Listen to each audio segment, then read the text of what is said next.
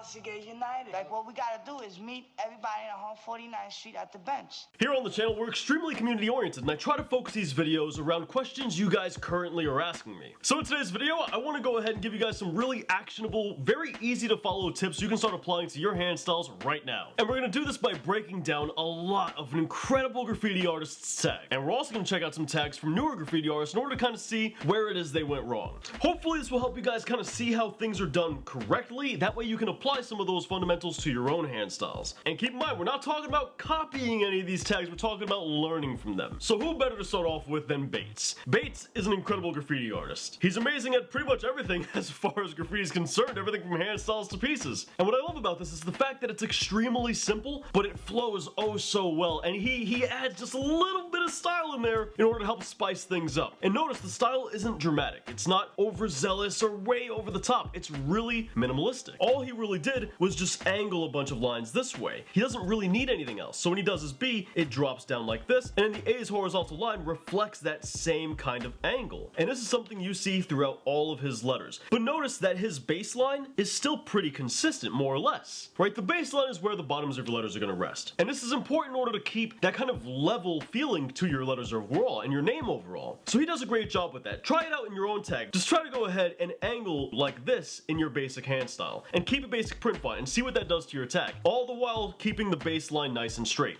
Now he goes ahead and takes some liberty and makes the S really large in order to kind of help balance out how the name leans. He's also playing into the directional flow of the letters because once again he's got this direction going on with his letters, and that is reflected in the S as we can see here, and with this major line here as well. So he really plays into that directional flow. The key here really being that he's looking at what's possible with his letters, and then he's making sure he can carry that throughout every single letter, that way all the letters are more cohesive. Another really great example of very simplistic style taking place in a hand style is Sever. I know a lot of you guys like chisel tips, a lot of you guys like, you know, the more calligraphic look to your actual letters itself, so I thought this would be a really fun example to take a look at. Notice how the angle of his chisel tip is always consistent, right? There's a couple of areas where it may not be, but for the most part it remains pretty consistent throughout the entire hand style, and that's really important. It shows a level of proficiency and technique in your actual tag, and this is important because when you're doing your basic hand style, you don't have a fancy fill-in in order to back you up, you don't have all these crazy wild extensions in order to hide your mistakes,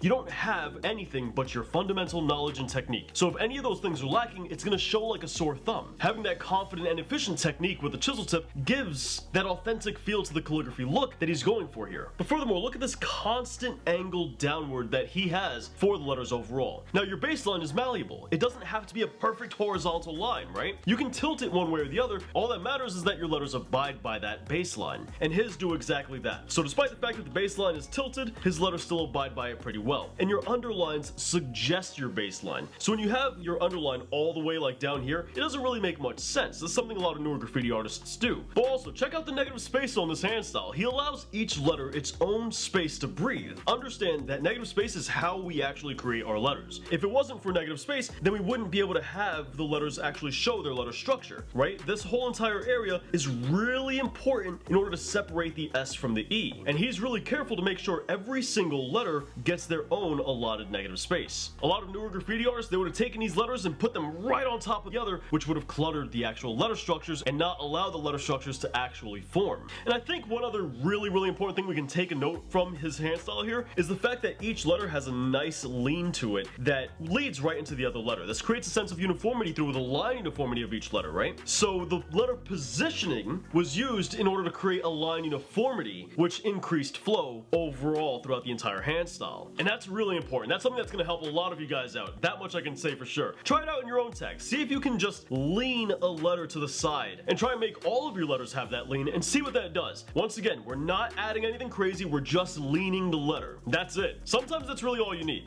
One person I was really excited in order to have in this video was Twist, because I always really enjoyed his hand styles. They're more along the lines of what I like in a hand style. Really simplistic, really bold, and just clean. Overall clean tag through and through. Once again, we see him doing something very similar to what Sever was doing, where he's leaning the letter in such a way that leads directly into the next letter. These two lines from the T and the W are uniform, and as a result, they flow more. And this is something important to understand because while he's got a vertical line here, vertical line there, and all of these lines flow, he then follows it up with an S, which is a little bit more rounded, and as a result, it might be harder for a new graffiti artist in order to flow something like that. They might feel the need to go ahead and exaggerate it with a lot of style in order to try and compensate for flow.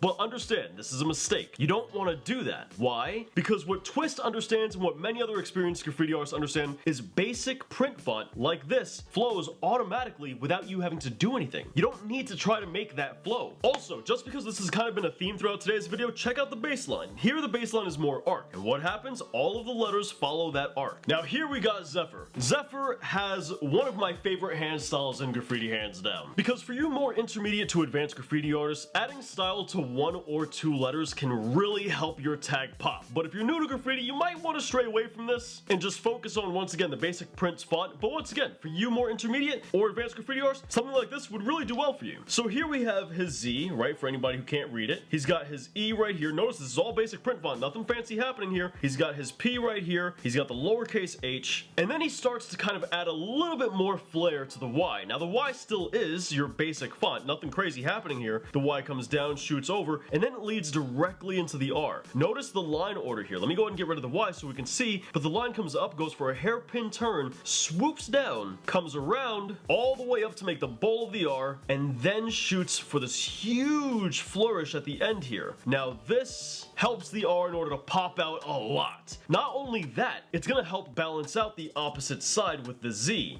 And this is important because if you've been paying attention to our whole entire talk about baselines, the baseline right here swoops in a downward motion. And as a result, a lot of the weight of this name comes in this direction. So he's gotta counterbalance it back over here. Now you may think initially that something like letter weight is really important for pieces, and while that is true, it's equally important for hand styles too. In fact, it might even be a little bit more important just because you're working with less when you have a hand style. Once again, you can't distract with extensions or crazy fill-ins. All you have is your fundamental knowledge and your letter structures. That's it. So focusing on balancing your name is extremely important.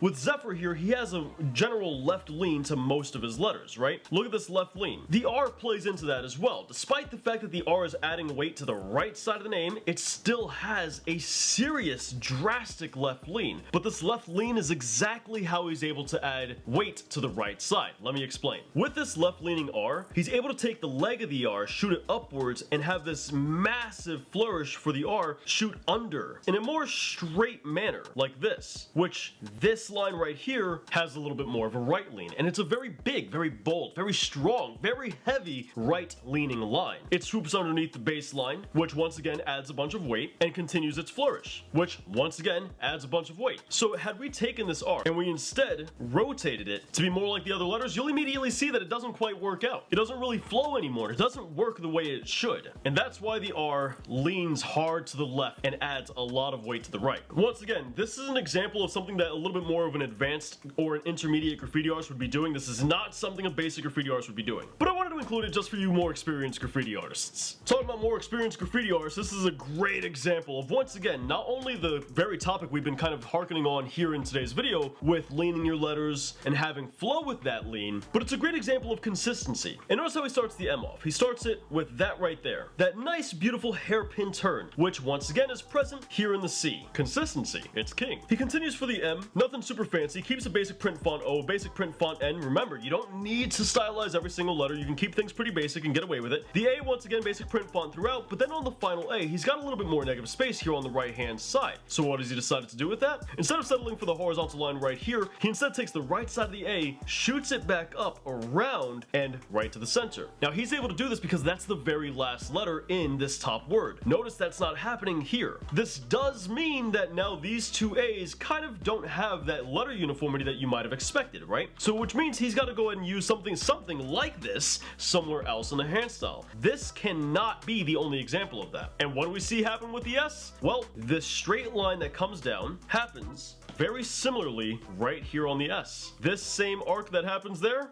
very similar to what happens here. And then it comes over, the same way that this did. Now granted, what we're seeing happen on the S is not by any means an extension, but it doesn't have to be. It has line uniformity with this flourish, and sometimes that's all you need. Reflecting similar lines with other elements in your actual letters is extremely useful. You'll see a lot of graffiti artists, especially in pieces, you'll see people flow extensions with letter structure. So you don't need to flow necessarily an extension with an another extension, you can flow it with letter structure provided that you do it well enough. We couldn't possibly have a video on hand style without talking about cancer. I mean, it's cancer. The dude's got ridiculously dope hand styles. And it's also a great example of everything I've been saying in today's video. Having line uniformity is a great tool at your disposal when trying to make your hand styles flow. And it's something that you can instantly implement into your tags. Cancer starts off with a nice flourish right here for the K, shoots downward for yet again another flourish right here on the bottom portion, and notice this line right here. It's consistent throughout the rest of the tag. So he shoots down with this line, the A reflects that same line in both the left and the right side of its structure. He adds the horizontal part here, and it's right here on the A that he establishes his mean line. The mean line being more or less the center of your letters. If we go from the A and we draw an arc following the baseline, you'll see we got the center of the S there, the center of the E, and the center of the R, all on that mean line. That's important. Definitely keep your mean line consistent. The K is an exception because he's obviously making it stand out and exaggerating its weight for stylistic purposes. Even so, the baseline of the K is pretty consistent. So from the A, the N remains consistent with that same exact line that we pointed out earlier, and it's right there. Even the S's entire shape, if we were to draw a square around it or a rectangle, is still consistent with that same arc that we've been pointing out in the previous letters. So even your rounded letters can still abide by something a little bit more vertical. While the E certainly is more straight, it's not a huge deviation from that general arc that we've seen so far, so it's not too big of an outlier at all, and it doesn't stand out. As a result, it still flows. And then the R continues that same arc in its leg as well as the actual stem. Hopefully you guys are seeing the importance of having a consistent hand style with good technique with your line. And I think Giant here is a perfect example of some good old stylistic print font that still has a lot of pop. Like obviously the G has a lot of style, right? Clearly. But if we look at the I, it's literally basic print font, right? The A as well, basic print font, nothing crazy, as is the rest of the name. Now this is actually something that comes from like your more stylistic calligraphy, where it's actually called an illuminated letter, where the first letter of a word or the first letter of a paragraph in your more calligraphy sense is really stylistic, and it's made specifically to stand out more than anything else. This is clear with the G, where the G doesn't have any negative space at all, as its entirety is enclosed in positive space. So this would be the graffiti equivalent of an illuminated letter, which means in other words he doesn't necessarily have to balance it because this is meant to be the centerpiece. This is not something a new graffiti artist is going to be doing at all. That's something a more experienced graffiti artist is going to be doing. Definitely learn from the rest of the name, which is a lot more simplistic and basic print font. It's a great example of how you can still have a dope and stylistic hand style without going over the top. Like this hand style, for example, which tried to add detail to every single letter and it throws off weight every chance it gets and doesn't really have any flow at all.